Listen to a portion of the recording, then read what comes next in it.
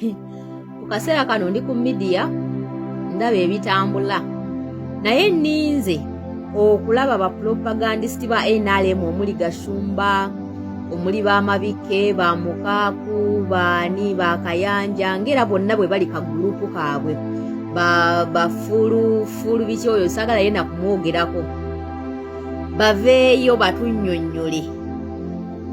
Gavumenti ya America ebadde evujjirira Uganda buli mwaka obukadde buno obwa $, obukadde $4 billion billion not million billion $4 billion ngezivujjirira Uganda ng'obuyambi obuyambako abwakola omukwano ogw'ebikukujju abayitibwa homosexual abayitibwa gays abali b'ebisiike pulya saagana kiyisa mu kamwa kange oba okitegeera.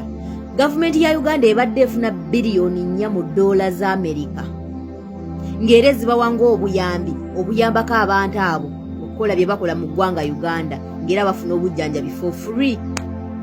Era tulaba famasi eziri eyo waggulu nga zikola ku bantu abo. Waliwo amabala agali mu Uganda ekkolola eyo nga gakola ku bantu abo naye nga gavumenti ebamanyi nga tebakwatanga nako.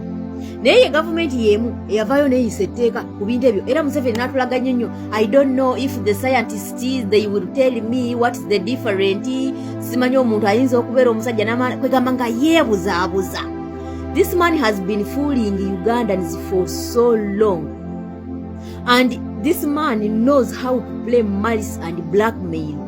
Okitegeera bwati yazanya blackmail kwa Amini era Amini ne bamukolamu ne documentary nti yali abantu nti era yali n'olulimi lwa Ben Kiwanuka simanya yali ekibumba kya Ben Kiwanuka ebintu ebyo babikolamu documentary nabirabako ne mu filimu gye bazanya mu Idi Amini dada oba okitegeera naye mulowooza ani yazanya that malice musajja oyo Idi Amini dada Idi Amini dada yali abantu kati akwata tactics ebintu byakola n'abikola mu reverse art n'abikubisa omuntu amuvuganya oba okitegeera bulijjo batusibiyeko ekintu ekyo nga buli His Excellency lwagenda mu mawanga g'ebwereere lwagenda mu US lwagenda mu UK lwagenda luddawa nga bawoza agenze kusisinkana baki bali babisiike era bali b'ebisiike be bamuvujjirira era ne Museveni kenyini ng'agamba that man is working for homosexuals and colonialists imperialist bwatu bwabayita oba okitegeera naye kigenza okuvaayo nga Donald Trump amaze okwambula abasajja bano n'abambula to the extent nti tebakyalina yadde akawala ak'omunda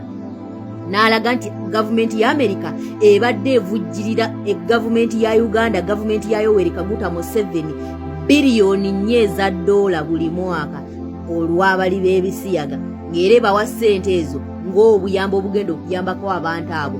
Museveni omwe yayise etteekera n'agamba for us we have our culture as Africans we cannot allow those simanya homosexuals to simanya okujja mu Uganda to destroy our cultures those asimanya white sibiki obwo buwangwa bw'abazungu kitegeera obwo buwangwa bw'abazungu naye nga ssente azifuna kati mulabe nti ono omusajja is a hypocrite first of all is a liar is a hypocrite oyo musajja mulimba ate munnanfuusi oba okitegeera kati Donald Trump yatandise okumwambula kapale ku kapale amugjamu kimu ku kimu anaatera mujja mukanda weya okitegeera ono omusajja bamwambudde internationally ffe bannayuganda ffe tukyesibyeko omugugu ffe tukyesibyeko ekizibu oba okitegeera nga bavumiridde ekibiina kya NUP nti kivujjirirwa abantu abo nga batukubye ba propaganda nga batulemeddeko oba okitegeera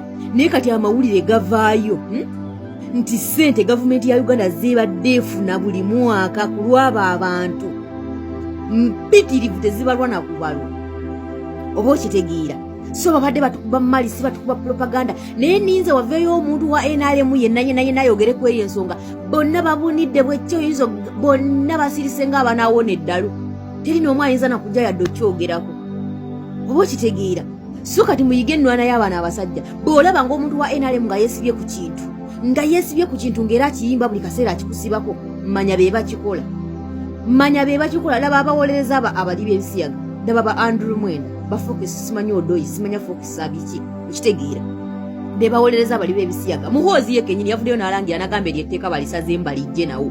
Oba okitegeera. Kati naye bw'olaba banaye you people. Nze ndi wano ninze ndabeyo omuntu n'omwaddamu okubijja egyembukako. Oba ono pasito omufere owa soda yaddawa. Sikyamulaba nakumulaba. Okitegeera. Ninza kati bakwata okulemererwa kwabwe. Ne baagala bakuteeke ku muntu omukyamu. They don't want to be blamed on their failures or failed things. But bakwata okulemererwa kwabwe konna ne baagala bakuteeke kuffe. Bakuteeke ku President Kyagulanyi. Okulemererwa kwabwe konna kwe balemereddwamu emyaka 40 bakukwate bakuteeke ku Kyagulanyi. Okitegeera nti yalemesezza eggwanga okulakulana, yalemesezza abazungu okutuwa ssente naye nga bulijjo bazituwa. Naye ssente ezo ze batuwa zikoze eki? Teri, nothing. Oba okitegeera. So nze ndi wano mbiraba bitambula. Naye nkyalinzeyo ndabeyo yadde akavidiyo akamu nga beedifendinga oba nga bagamba balimba. Teri n'omu, bonna babunidde. Naye wajja kuyitawo ebbanga bannayuganda nga balawuza twerabidde bajje batandike bakozesa takiti emu. Temukubanga katugenda mu byabufuzi bagenda kutandika kuleeta blackmail, malice and propaganda. Ze tactics zokka ze bakozesa naye nga they don't have anything to prove to Ugandans. Tebakyalira kye bagamba bannayuganda. They don't have even anything to defend in their government.